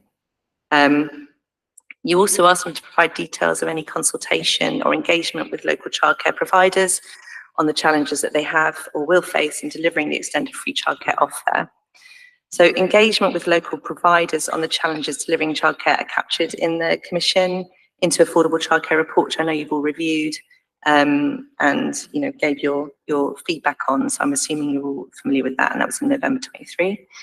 The termly early years professional development networks that are facilitated by Hackney Education, and these are at least the ones I attended, perhaps they're in person now, but I attended quite a few during the pandemic, which were online. I think we've got something like 300 early year settings. So a lot of our private, voluntary and independent sector nurseries and childcare settings join those professional development networks. And it provides a really helpful forum to discuss and understand the pressures settings are facing. Officers have advised me that our DFE Early Years Local Authority Engagement Lead met with a number of providers escorted by Hackney Education during the spring to discuss the factors impacting their sustainability. Recruitment, the early years entitlement funding rates and a reduction in the number of children enrolling were cited by settings as factors impacting the successful expansion of the funded entitlement. So essentially there was concern across the system, I think it's fair to say, even if we're not getting any direct concerns raised with us at present. And then you asked me to set out what actions the council is taking to support the local providers to recruit and maintain qualified childcare staff to work across local childcare settings, and how is it working with other council teams. So Hackney maintains an early years training programme to develop the workforce which supports retention, I suppose, rather than recruitment, although people move across different settings. The training offer includes good practice working with babies, early literacy, communication and language, understanding behaviour, which are free of charge. There is a charge at cost for certified statutory training such as food hygiene, safeguarding and paediatric first aid, etc. Staff are employed by individual settings with different employment terms and conditions. The council is therefore not in a position to recruit staff to work across settings. However, the corporate-wide implementation plan to take forward the recommendations from the Commission into affordable childcare that you all reviewed does include exploring the possibility of bank staff, which I remember was an interest to some of you. And I guess the feeling that that's an ambition that may take some time to achieve, be mindful of employment requirements and procurement considerations, but it's something that we're certainly minded to look at. It's important to add that Hackney Education does act as a bridge between settings, which at times means brokering employment opportunities between settings and displaced staff, and employment services support unemployed individuals into childcare where appropriate. Hackney Education continues to work with New City College on an apprenticeship programme, and I've also had the pleasure of attending graduation days for some other sort of third sector organisations. I'm thinking of the African Community School, invited me along to a graduation event. They had been doing some sessions at Mapledene, and their students were doing sort of adult social care and childcare training. And these, we try and support those groups across the network to sort of, if you like, recruit our own and train our own in Hackney, the Hackney way, which is always very gratifying. I think that's it for that one. And then we've got graduate send response. Thanks so much. Councillor Binny Lubbock. Thank you for that. It's interesting stuff. I was just wanting to ask, obviously the most significant change is coming in September 25 when 30 hours free childcare will be available for children of eligible parents aged 9 months and above, which I imagine will place greater demands on local healthcare providers. I'm wondering what kind of planning is in place to help providers meet that demand, and are there grants available to support local childcare providers to extend and develop premises to enable them to respond to expected increase in demands for childcare? Thank you. Would you be able to take a second? What is known about the uptake of the extended free childcare places geographically in the borough? At which settings? Is this evenly spread across the borough and across different settings? Children's centres, PBI settings, for example?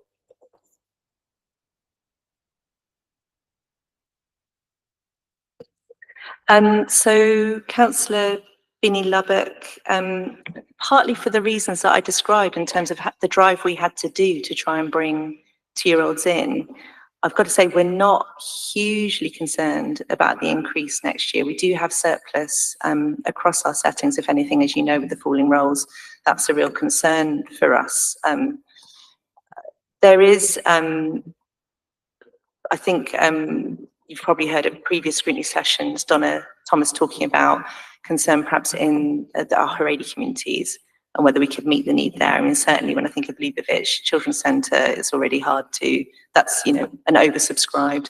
And I think that's an area that we're looking at. We've looked at it previously through, I think there was sort of mayor grants for teaching childminder training to try and kind of like support that system.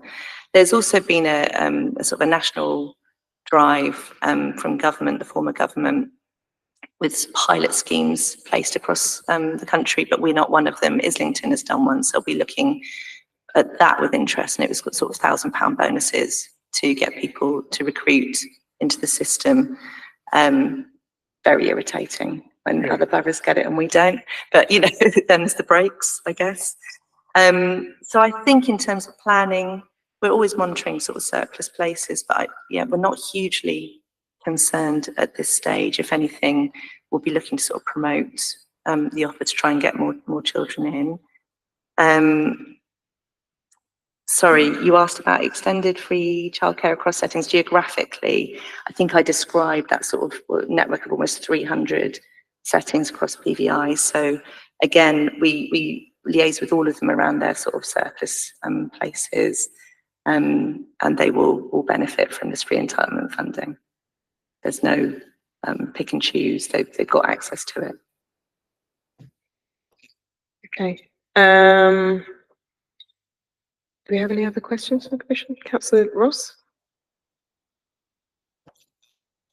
Thank you. Okay. Childcare sufficiency assessment has been taking place every other year, with the most recent being completed earlier this year. Given the unprecedented changes taking place in the childcare sector, would it be prudent to revert to yearly assessments so that the council has current and up-to-date information to assist in its role to support the rollout of, you know, free childcare entitlement?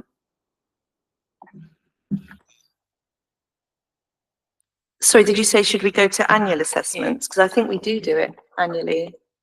We give an annual report, no? We have a census. We have an annual census. Yeah, so I think that's already in place. And what we tend to find is that less children take up places at the beginning of each academic year. And quite often that's an issue for us because we're, you know, tracking vacancies, and you know, that's put strain on some of our children's centres in particular. But actually, as you go on into spring and summer, you see those places taken up. So by the end of the year, they tend to be full and feel full, and there's no problem here. But there's always a lag for some reason. So I'm not sure increasing the number of times we do the count as such would sort of tell us anything new. But I can take that away to Donna. Or I don't know if you want to comment. No, we can take it away. Yeah. So there's the sufficiency assessment, and if there was anything alarming or radically different, any of the census points, then obviously we would review what our sufficiency was telling us, because we wouldn't just kind of sit back on our heels and wait for a crisis to happen. We would just use that information intelligently. There's also, I mean, more broadly being the announcements, and again, we'll be listening very hard in the budget around bringing nursery provision into schools, and that will be a way of, I suppose, the schools may hope to tie some of those children that come in at 2 years old to carry on into the primary school into the future, just to kind of shore up their admissions and their roles. So we'll see what comes. I feel like every answer I have to every kind of question at the moment is I'm waiting to see what comes out in the budget. But, you know, I think that could be quite a good sort of structural way for us to track what's happening. Thank you very much. I think we will move on now, if that's okay, to the graduated SEND response. Thank you. Okay, so you asked about the key elements of the council's graduated response in schools. which is set up so that children with SEND are given the right support at the right time. Scene setting. The graduated response was developed to support mainstream schools and understanding the expectations of them with regards to the special provision they were expected to make for children identified as having a special educational need. It's obviously of no help to anyone if you are excluding children with additional needs from mainstream when they're perfectly capable of doing it, if they're given the right support. So this is also known as the ordinarily available provision. The range of activities, experiences and strategies offered as basic good practice, quality first teaching for children with special educational needs or disabilities, and that's in line with the SEND Code of Practice. It's our duty. It was based on the research evidence that providing targeted support to children and young people early will often lead to better outcomes and reduced escalation of need. And the first graduated response document was published in September 2021. Nick Wilson came in shortly after I came into the role in Cabinet in 2020 and had experience in this field, and we got this document together. It linked to priority 2 of the SEND strategy and earlier response.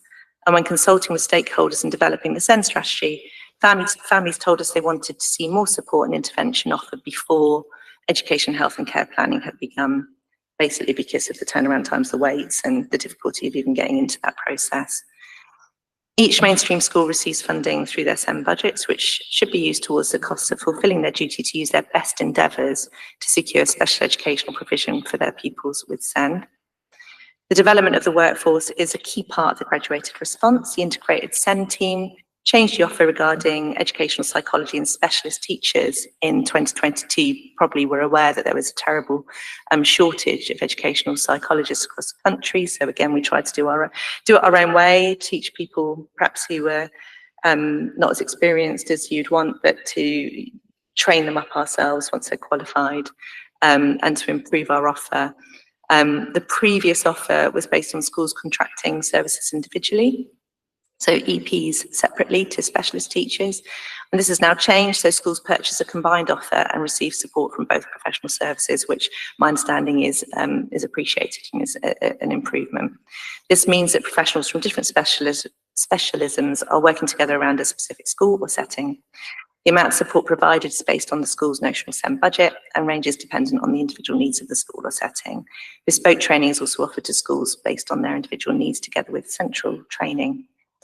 You also asked that the evidence that the local graduated response is working, for evidence that the local graduated response is working effectively in helping to meet needs of young people earlier without recourse for the need to apply for an EHCP.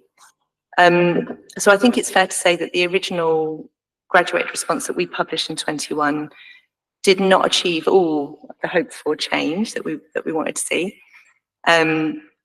The percentage of children with EHC plans and with SEND support has continued, as I said earlier, to increase year on year. It's currently around 4.8% for EHCP and 14.3% for SEND support, putting Hackney at 23rd and 52nd respectively when compared against the 151 local authorities in England. So reviewing the data in consultation with stakeholders has led to review of the graduated response document and the publication of an updated version, which for me is great because it's much easier to read, and it's called Right Support, Right Time. That was published just in June 2024, and it cuts across earlier years and older. So what feedback has been obtained from schools on the operation of the graduated response? What challenges have they faced and how have they been resolved, you asked? So feedback on the graduated response was gathered in the preparation of the new version. And I can summarise some of the feedback that we had. So parents, carers felt that schools would make fewer requests for education, healthcare needs assessments if they use a graduated approach. They felt it would be useful for reviews in schools as parents, carers and school staff could track progress together using the new version. There's sort of really specific tables around needs. And they'd like schools to use the strategies described, although recognise that there may be other strategies that could be used. SENCOs came back to us as well. They wanted more support regarding developing an appropriate curriculum for children with SEND. Primary SENCOs felt that they knew when a child needed the support described in the EHC plan and would submit a request for an EHC needs assessment without evidence. Secondary SENCOs felt that earlier intervention for children in primary schools earlier would result in reduced level of need when the children transferred to secondary school. Right support, right time gives a clearer description of the level of need and appropriate responses from schools under the groups of all, most, some, and few. Essentially, the focus is on communication and interaction, cognition and learning, social, emotional, mental health, and physical and sensory needs. And there's, of course, a wide spectrum of sensory, multisensory, and physical needs, so fine and gross motor skills, movement, balance, coordination, taste, smell, sensitivities, and spatial awareness, and that's before you get into deaf or partial hearing and visual impairment. You asked if all schools are fully engaged with the graduated response and if there's a consistent uptake of training. I think it's fair to say that not all schools are fully engaged with the graduated response, so that's a work in progress. But we're working with the continuing professional development team to integrate CPD for schools around the needs of children with SEND, together with offering bespoke sessions to schools. I mean, that's just an area of work that we're committed to. What feedback evaluation has been received from children and parents on the acceptability of the graduated approach? Our experience in terms of going out with the original document is that parents and carers do think it's helpful. They recognise that it's our drive to make schools more inclusive. That's what they want to see as well. And they'd like the school to use the strategies that we're putting forward and to use them earlier. As I say, the new version, I hope a much easier to use document came in June, so we could potentially go back out to children for feedback early next year, but I'm just landing that on Jason now without agreeing it earlier, so he's going to look at me very closely if you ask me questions about that. And you asked if there's now a consistent and effective interface between early help services and SEND services, and ensure the two areas do work together to meet the needs of families to enable the children to thrive. And we're reviewing the current arrangements to ensure that they're achieving the sought after aims. I also want to add that we've done a revamp of the Hackney local offer, and we've much more closely aligned it with the family information service, so do check that out. I mean, I know it's more than a website in terms of all the activities that take place, but that website's a really useful portal for members of the Commission, I think, to just see what's provided there. And in addition to supporting parents and carers through the local offer, we've also, most of you are probably aware, got the City and Hackney Carers Centre, who provide information and support service for unpaid carers as well. So they've been working with us for over a year now, and their task is to kind of be an umbrella for those other support groups like HIP and others that you'll be familiar with. And my sense is that that's all going well. So I think the engagement with our parents and carers, with our children and young people, as we continue to roll this work out and link it with the Inclusion Charter, you know, is an ongoing work in progress for sure. Thank you very much. Councillor Gordon, please. Thank you very much, Chair and Mayor Woodley. No, it's really good to get this update as I was involved in some of these sort of earlier work in relation to development of this. So just a few sort of follow-up points. I mean, I think it's, you know, obviously this is, you know, sort of complex and sensitive policy to roll out, but it does really sound like there's been some really good progress made. Just a sort of few things that occur to me. Can you give us reassurance really about the sort of level of feedback to parents in relation to their children's progress, which was one of the really big weaknesses under the previous regime of SEND support, where in some schools feedback ranged from inconsistent to non-existent, so which was obviously, you know, understandably a motivation for parents wanting the more accountability of the EHCP plan. So I think that's a really important thing is you know, and it sounds like you've been doing this, is building trust between parents and you know, the graduated response, that this is going to meet their child's needs, but also they're going to be, you know, involved in part of the process and, you know, fully informed of how it's working. And I suppose my second point really is that, yeah, I mean, you have mentioned this in relation to teacher training, is that how sort of confident are we about the sort of consistency of, you know, the sort of skills base across the sort of whole landscape, particularly in primary schools, of SENCOs as well, and what sort of support is being given to develop that? So I know that's quite a lot of questions. Thank you. They're great questions.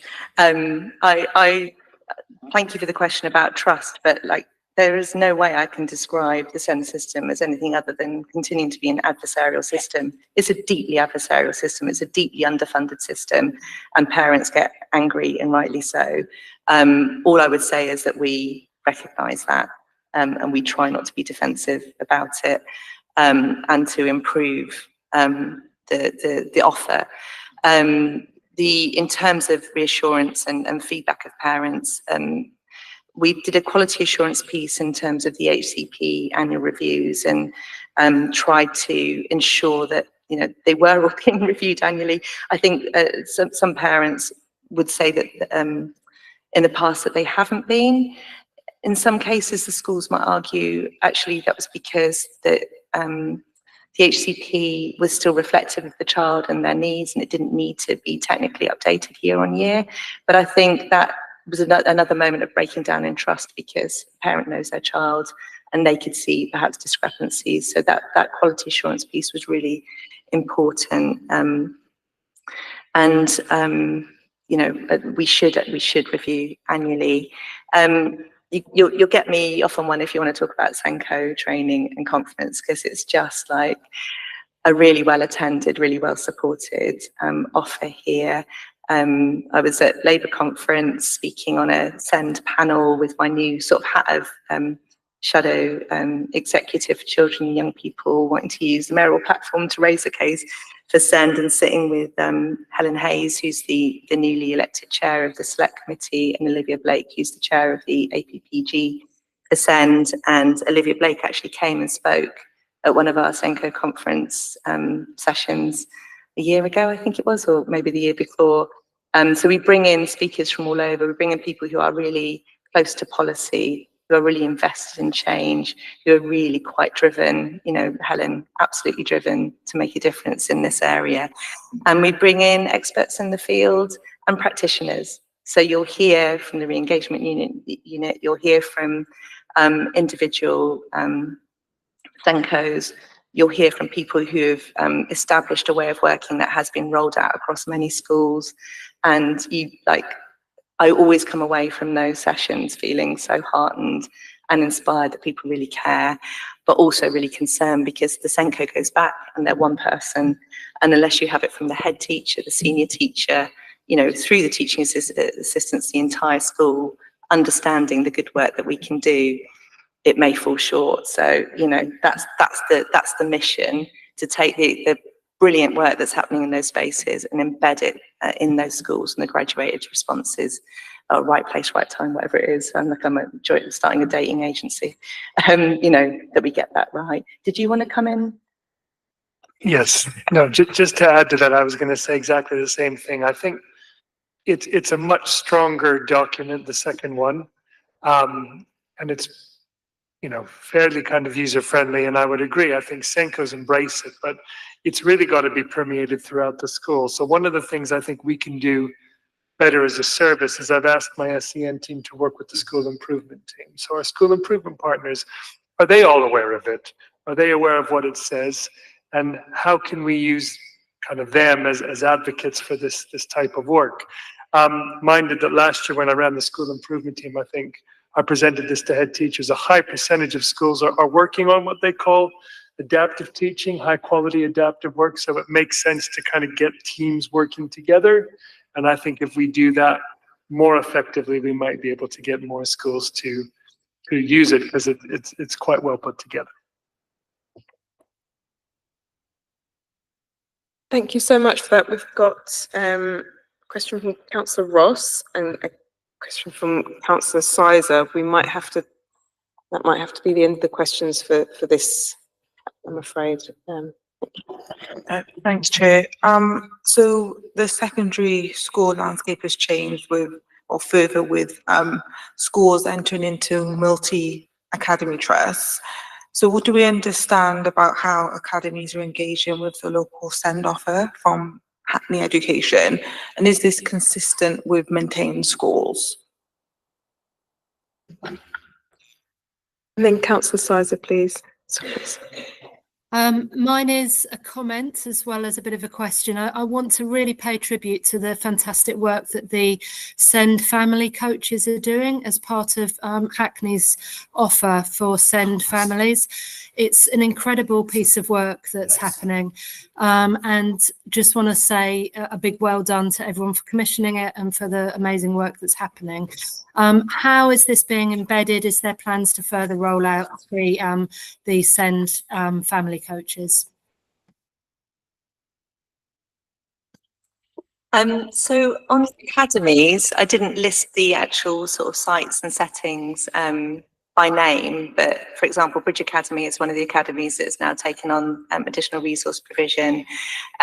We do work with them. I mean, frankly, they want our advice and support, and they want to be able to use a consistent guide. So they will also look at our kind of new graduated response as a model. Our powers are limited in terms of how much we can follow up on how well it's embedded across, but we still have access through the HCPs in terms of those annual appraisals. So we can, as it were, follow the child. It's going to be very interesting to see what happens with academies now, what's going to happen with the free school presumption, what's going to happen in terms of the sustainability of academies with the private sector, and what's going to happen with the new government, whether they want to bring in additional powers for local authorities. So it's a lively space, potentially, that everybody's very interested in right now. So I'll keep you updated if I have anything to report. Thank you for your comments on the SEND family coaches. That's lovely. I'll feed that back and perhaps use that comment for a bit of advocacy to further embed and roll it out. Thanks, Councillor Sizer. I just have one last question, just around whether the graduated response is part of the traded service offer, and whether in this context, I know that you said it's a work in progress in terms of getting all schools on board, and that sort of ongoing relationship with schools, but in the context of our sort of the school budget pressures, does this have an impact on the take-up? I think only through training, in terms of take-up of that professional development. I know we in the past actually took away the traded aspect of some of the SEND support we were given because it just wasn't being taken up, and in the end we want to support the child. But there is traded, I don't know, charged fees and charges around training for sure. If there's more we can do, I'll discuss it, because we're having lots of conversations about income generation right now, as you can imagine. Did you want to come in? Yeah, we offer CPD packages, and we've integrated that as part of the CPD package. So schools will have access to this if they buy the regular package. And I think, in terms of being able to offer something better, which will make things kind of more sustainable, not just in terms of waiting for EHCPs, but a lot of schools will, often have to provide for children from their own funding. So I think anything like that would be warmly welcome. But I think, again, just to go back to what I said before, it's getting it integrated across teams, getting that consistent message. Try this first. Let us know if it isn't working. We're also going to be bringing the CPD teams in front of all head teacher meetings over the course of the year to do just that. That's great. Thank you so much for that, Mayor Woodley. On the original, one of the original areas of questioning selected for your Q&A was the outcome of the childcare at Children's Centre consultation. Given that the Cabinet decision has been delayed until after the judicial review, which is in November, would you be able to provide us with a brief update in the meeting in December? Yeah, I'm sure that's fine. Yeah. Great, perfect. Thank you so much. Now, moving on to item 6, which is housing support for care leavers. At its last meeting on the 11th of September 2024, the Commission received an update on the implementation of the housing support for care leavers review. There was insufficient time to present all the questions that members of the Commission had at the meeting, and officers kindly agreed to submit written responses. Written responses from the Corporate Parenting Team, Housing Needs Service and Housing Strategy are provided in the report pack. Do members have any questions or issues arising from the reports? We're going to need to agree what we think is the best way to sort of follow up on this report. I think I'd suggest that, given how rich it is for us to speak to young people, the care experience young people that we've had multiple focus groups with as part of this ongoing work, I think it would be great for us to catch up with them again and perhaps do some site visits and to have a look at the places that they're living in, and to get a sense of their experience of how these service developments have been working for them. That's both in light, I think, of this piece of work, but also the recommendations in the action plan. So I'd like to propose that we perhaps put that on the agenda for next year, and that you know, hopefully we can get some members involved in that. Deputy Mayor Bramble. In my head, I was saying, don't say anything more. But what I wanted to say in terms of supported care for our care leavers is that because of the work that we've done with our housing colleagues, and now our care leavers go on the housing register 18, they start that process of their independence and transition earlier, but we also backdate their claim. So normally when new policies come in, it's only effective when that policy begins. So if you, for example, on the housing register at 19 now, it gets backdated as if you were on there from 18. So I just thought, I know that you're going to look at it, but I just thought I'd share that positive move forward, and thank you for looking at this. So I'm grateful for all the support and the consideration of our care experienced young people and the work that the Commission does. My request would be, we've got Ricardo Hyatt, who's the Group Director for Climate, Homes and Economy, who's chairing our a subgroup of the Corporate Parenting Board as a task and finish group on housing needs of care leavers. So I'd quite like that to get underway and have had some achievements. It would be great to let that run a little bit, and then maybe dive deeper into it in terms of your timetable, because I'm really delighted that Ricardo has agreed to take this up. It shows a real commitment corporately to the actual corporate parenting task as well. Thank you, Jackie. Yeah, I think we all welcome the closer partnership working between you, and I think we see it as a huge benefit, a huge step forward. You know, even just thinking that looking at that item that we were hearing from the corporate parenting team, housing needs and services, but also strategy, that we're having to factor in the needs of our young people into housing strategy, which was unfortunately not something that was considered previously. So yeah, I think we can schedule things at a time that feels like it would have given us enough time to have embedded many of these actions that I know that many of you are still working on. So with that in mind, do members note and agree the response? Great, thank you. Moving on to item 7, that's the minutes. The minutes of 2 previous meetings of the Commission are enclosed for members to review and agree. That's the 22nd of May, 2024 and the 11th of September. Actions from the report to note: the following upcoming reports to be circulated shortly. That's the SSP letter and recommendations to the, that's Safer School Partnership letter and recommendations to the Metropolitan Police, pupil absence and emotional based school avoidance, and disabled children's service. Those are all in the pipeline. And to note that Hackney Education sent a response to the public consultation on the changes to PSHE curriculum in schools. Do we note those minutes and actions? Great, thank you. Item 8, work programme. The work programme for the remainder of the municipal year is detailed within the report pack. The next meeting will be devoted to school estate strategy, and a range of contributors will be invited to participate at that session. Item 9, any other business? There is no other business, and the date for the next meeting is the 26th of November 2024. Thank you. Thank you. Thank you.